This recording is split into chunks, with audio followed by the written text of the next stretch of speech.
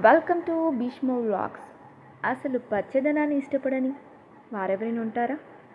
ఖచ్చితంగా ఉంటారు. అసలు విషయం ఏంటంటే, తులసి కోట తెచ్చుకుందామని చెప్పి మాకు దగ్గరలో ఉన్న నర్సరీకి వెళ్ళాం.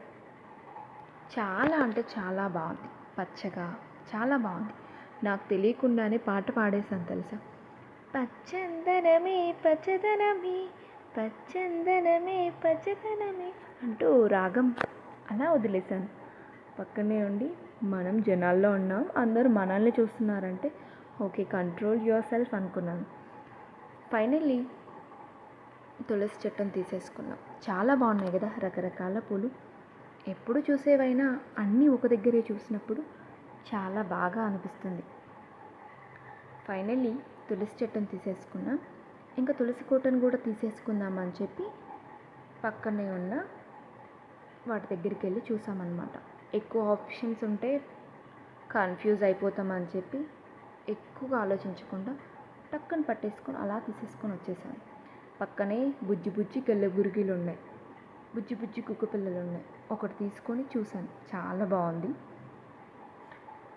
చప్పుడు చేయకుండా అక్కడ పెట్టేశాను. పగిలిపోతే మళ్ళీ మనమే కట్టాలి కదా.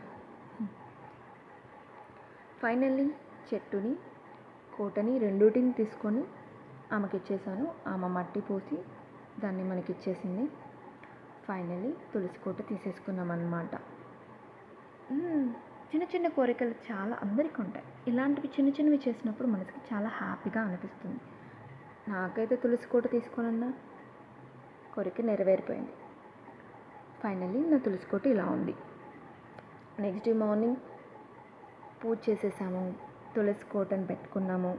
తులసి కోటతో ఫస్ట్ డే పూజ కూడా కంప్లీట్ అయిపోయింది. మహాగణపతి మనసా స్మరామి అంటూ పాట కూడా పాడేసుకున్నాం.